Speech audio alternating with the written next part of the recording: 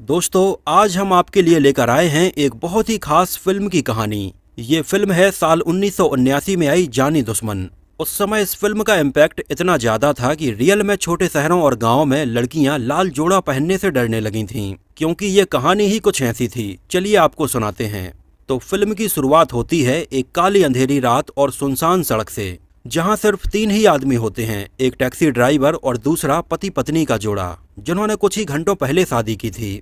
दरअसल ये कहीं जा रहे होते हैं, क्योंकि उसमें बैठा व्यक्ति ड्राइवर से बोलता है, अरे जरा जल्दी चलिए, कहीं गाड़ी छूट ना जाए। तभी अचानक गाड़ी रुक जाती है। जब ड्राइवर गाड़ी से नीचे उतरकर देखता है तो पहिया पंचर हो चुका होता है। तो ड्राइवर उन दोनों पति पत्नी को सामने की पुरानी हवेली में जाकर आराम करने के लिए बोलता है और खुद गाड़ी सही करवाने के लिए काली रात में कहीं निकल जाता है। अब तीन की जगह सिर्फ दो ही लोग बचे थे, जो एक दूसरे को देखकर घबराहट भी महसूस कर रहे थे। और जैसे ही ये दोनों हवेली के अंदर प्रवेश करते हैं तो दरवाजा अपने आप बंद हो जाता है और ये देखकर ये दोनों और ज्यादा डर जाते हैं।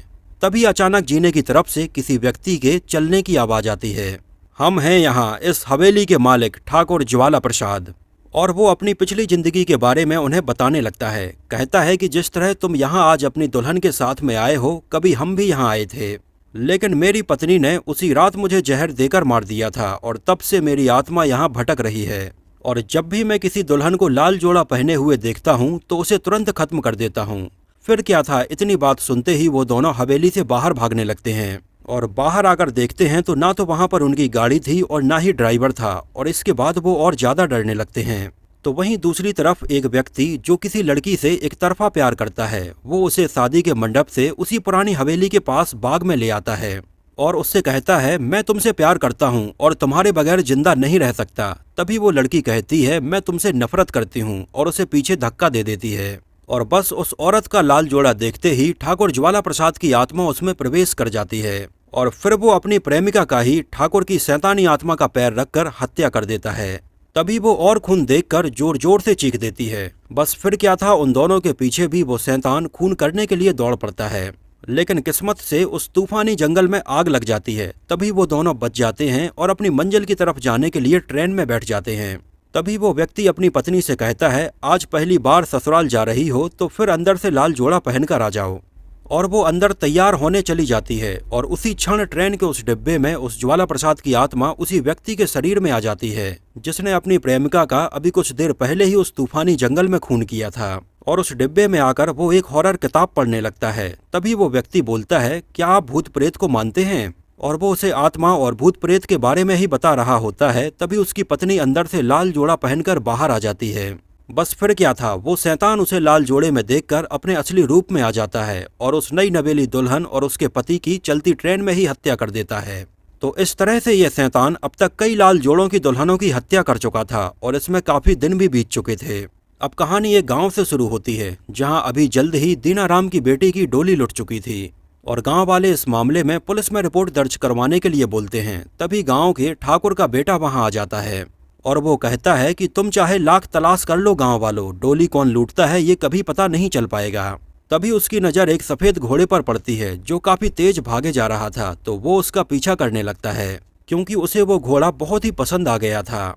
और काफी दौड़ने के बाद में उस घोड़े के मालिक से मुलाकात होती है तो पता चलता है कि वो इसी गांव का मेहनती और आत्मनिर्भर व्यक्ति लाखन है। फिर ठाकुर का बेटा रुपए देकर उस घोड़े को खरीदने की बात करता है, लेकिन लाखन मना कर देता है। ठाकुर के बेटे का नाम होता है शेरा और वो लाखन को जान से मारकर घोड़ा हासिल करना चाहता है, लेकिन तभी शेरा के पिता ठाकुर वहां आ जाते हैं और वो लाखन को शेरा की गलत आदतों के बारे में बताते हैं। तभी गांव के बाहर इसी गांव की तीन लड़कियों से मुलाकात होती है, जो कि गांव के बाहर पानी भरने के लिए आई थीं, जिनमें गांव के ही ठाकुर की बेटी और शेरा की बहन शांति और लाखन की बहन गौरी, जिसका प्रेम प्रसंग गांव के ही गरीब अमर के साथ चल रहा है। तो वहीं अमर की भी एक मुंह बोली बहन है बिंदिया। दरअसल लखन काफी मेहनती और साहसी इंसान है, जो अपनी बहन गौरी की शादी बड़ी धूमधाम से करना चाहता है। तभी वो अपनी जेब से उसके शादी का टीका भी दिखाता है, जो उसने अपनी बहन के लिए बनवाया था। तभी दूसरी तरफ गांव की एक मनचली चंपा नाम की लड़की शेरा से एक तरफा प्रेम करती है और वहीं अमर अपनी मुंह बोली बहन के लिए गांव वालों के साथ में मिलकर कुछ कपड़े और जेवरात बनवाता है और फिर गांव वालों के साथ में ठाकुर के घर उनका आशीर्वाद लेने के लिए जाता है। लेकिन जैसे ही अमर ठाकुर को लाल जोड़ा दिखाता है तभी ठाकुर को चक्कर आने लगता है और कुछ पल तो गांव वाले कुछ समझ ही नहीं पाते हैं। लेकिन फिर ठाकुराइन आती है और जल्दी से उस लाल जोड़े को ढक देती है। फिर ठाकुर साहब उसके पीछे की कहानी सुनाते हैं। कहते हैं ये बात उस समय की है जब मेरी बहन की शादी होने वाली थी। तभी बारात आते समय दूल्हा घोड़े से गिर जाता है और बौखलाया घोड़ा दूल्हे के सीने पर पैर रख देता है और वो वहीं पर अपना दम तोड़ देता है। इस बात के सदमे में मेरी बहन छत से कूदकर आत्महत्या कर लेती है और तब से मुझे इस लाल जोड़े से बिल्कुल नफरत सी हो गई है। इस तरह से कुछ दिनों में बिंदिया की शादी का भी वो शुभ दिन आ जाता है जिसमें अमर और गौरी उसके लिए एक गाना भी गाते हैं। लेकिन बेचारे अमर को भी कहाँ मालूम था कि उसकी बहन बिंदिया की भी डोली आज लुटने वाली है। और जैसे ही डोली जंगल के रास्ते से होकर उस मैदान के पास पहुंचती है तो शैतान बिंदिया को भी अपना शिकार बना लेता है। तभी शेरा को मानसिक तौर पर बीमार व्यक्ति के पास में बिंदिया की एक बाली मिलती है और वो उसे अपने पिता ठाकुर के पास ले आता है। लेकिन तभी गांव का ही एक आभूषण बनाने वाला बोलता है, ये कान की बाली तो मेरी दुकान से चुरा कर लाया है। और कहता है मैं तो वर्षों से एक ही तरह की बाली बनाता हूँ। फिर वो अपनी जेब से दूसरी कान की बाली भी दिखाता है और ये देखने के बाद गांव वाले उस मानसिक तौर पर बीमार व्यक्ति को छोड़ देते हैं। कुछ देर में गांव के लाखन की मुलाकात एक सूखे कुएं में गिरे लड़के से होती है जो दोनों आपस में काफी अच्छे दोस्त बन जाते हैं। फिर हमें अगले सीन में देखने को मिलता है कि गांव में ठाकुर साहब के बेटे शेरा और लाखन के बीच में जबरदस्त मुकाबला हो रहा है जिसमें रस्सी के बीच में एक जोरदार खंजर बंधा है और जो इस खंजर को हासिल करेगा जीत उसी की होगी। लेकिन लाखन को हारते देख वो राजा नाम का लड़का रस्सी काट देता है। तभी लाखन की हार हो जाती है। लेकिन उसी वक्त जब लाखन राजा को थप्पड़ मारता है तो पता चलता है कि वो तो एक लड़की है। क्यों लाखन के थप्पड़ मारने के बाद उसके बाल खुल गए थे। अगले सीन में हमें पता चलता है वो तो गांव की ही एक लड़की रेशमा है जो लाखन से प्यार करती है। तो वहीं शेरा रेशमा से एक तरफा प्रेम करता है और वो अपने पिता ठाकुर से वैद्य जी की लड़की रेशमा से शादी करने की बात बोलता है। अगले सीन में हमें दिखाया जाता है कि ठाकुर खुद चलकर वैद्य जी के घर अपने बेटे शेरा के लिए रेशमा का हाथ मांगने जाते हैं। फिर क्या था, वैद्य जी भी ठाकुर साहब की ये बात सुनते हैं तो वो तुरंत शादी के लिए हाँ बोल देते हैं। लेकिन जब ये बात शेरा लाखन को बताता है कि मेरी शादी रेशमा से पक्की हो गई है तो लाखन सीधा रेशमा के पास पहुंच जाता है। लेकिन जब लाखन को पता चलता है कि रेशमा से बिना पूछे ही वैद्य जी ने उसकी शादी शेरा से पक्की कर दी थी, तभी रेशमा अपने पिता से रो रो कर शेरा से अपनी शादी का वचन तोड़वाती है। वहीं अगले सीन में हमें देखने के लिए मिलता है कि अमर अपनी प्रेमिका गौरी का हाथ मांगने के लिए उसके भाई लाखन के पास आता है और लाखन जो कि अमर को पहले से ही जानता था वो तुरंत ही शादी के लिए हाँ कर देता है क्योंकि वो जानता था कि वो दोनों एक दूसरे से बहुत प्यार करते हैं।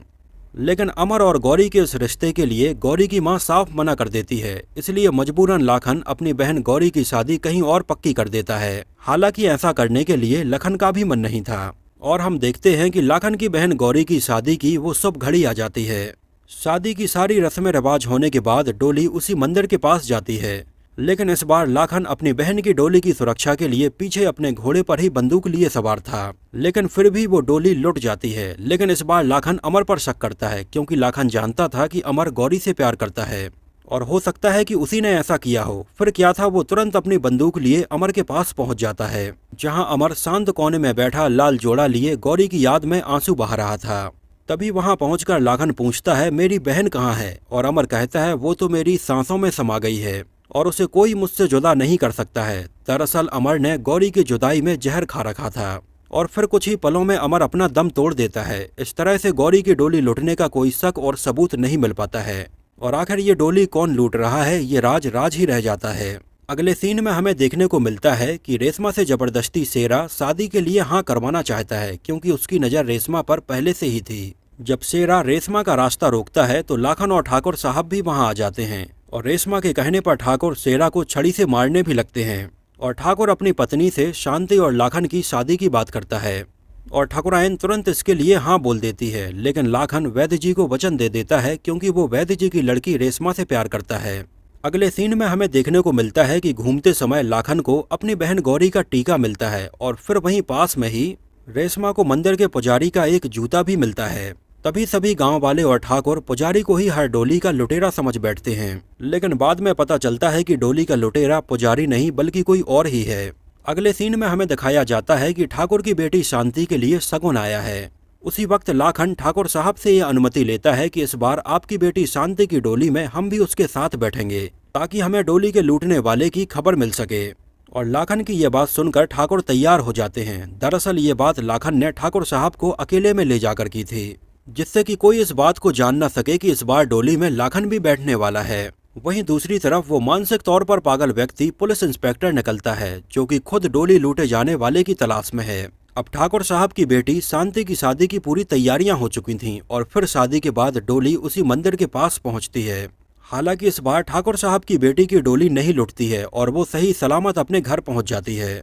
बस फिर क्या था, इसके बाद पूरे गांव में खुशी का माहौल था, क्योंकि इस बार डोली लुटने से बच गई थी। लेकिन तभी वहां पर लाखन अपनी बंदूक हाथ में लिए आ जाता है और ठाकुर को सभी डोलियों का लुटेरा बताने लगता है, क्योंकि लाखन के पास में इसके दो सबूत थे कि डोली ठाकुर ने ही लूटी है। पहला तो ये कि ये उनकी खुद की बेटी की डोली है और वो इसको नहीं लूट सकते हैं, और दूसरा ये कि शांति की डोली में लाखन के बैठने की बात सिर्फ ठाकुर को ही पता थी, इसलिए इस डर से ठाकुर ने इस बार डोली नहीं लूटी है। खैर, ठाकुर के डोली लूटने का सबूत झूठा और बेबुनियाद निकलता है। तभी ये इल्जाम सेरा पर डाल दिया जाता है, क्योंकि वो भी इस गांव का मनचला व्यक्ति था, जो कि वैद्य जी की लड़की रेशमा के साथ में जबरदस्ती कर रहा था। तभी ठाकुर साहब को अपने बेटे सेरा पर गुस्सा आ जाता है और वो उसे अपनी बंदूक से गोली मारने ही वाले होते हैं कि सेरा वहां से भाग निकलता है और सीधा वैद्य जी के घर से रेशमा को उठाकर अपने एक अलग ही महल में ले जाता है। वहीं कुछ देर में लाखन भी पहुंच जाता है और दोनों में ताबड़तोड़ लड़ाई होती है। तभी हमें अगले सीन में देखने के लिए मिलता है कि वैद्य जी पूरे गांव के साथ में ठाकुर के घर सेरा की शिकायत लेकर पहुंच जाते हैं और कहते हैं कि आपके बेटे सेरा ने मेरी बेटी को अगवा किया है, इस वजह से इस बार सजा आपके बेटे को भी मिलनी चाहिए। इसके बाद ठाकुर साहब उसे जिंदा जला देते हैं, लेकिन गांव की एक मनचली लड़की जो एक तरफा सेरा से प्रेम करती है, वो उसे आग में जलने से बचा लेती है। आगे हम देखते हैं कि लाखन की भी शादी का दिन आ गया था और रेशमा की डोली उसी मंदिर के पास रुकती है। तभी लाखन पुजारी जी से बोलता है, अरे पुजारी जी, जरा भगवान शिव का प्रसाद तो लेते आइए। बस फिर उसी क्षण मंदिर के नीचे लगा हुआ एक दरवाजा खुलता है और शैतान रेशमा को अंदर गुफा में खींच लेता है। तभी लाखन उसे देख लेता है और वो खुद भी गुफा में नीचे चला जाता है और वहां पर लाखन को सेरा भी मिल जाता है, जो लाखन से बोलता है कि मैं यहाँ पर डोली लूटने नहीं बल्कि डोली लूटने वाले कातिल को पकड़ने आया हूँ, जिससे उसके माथे पर लगा हुआ बदनामी का ये कलंक मिट सके।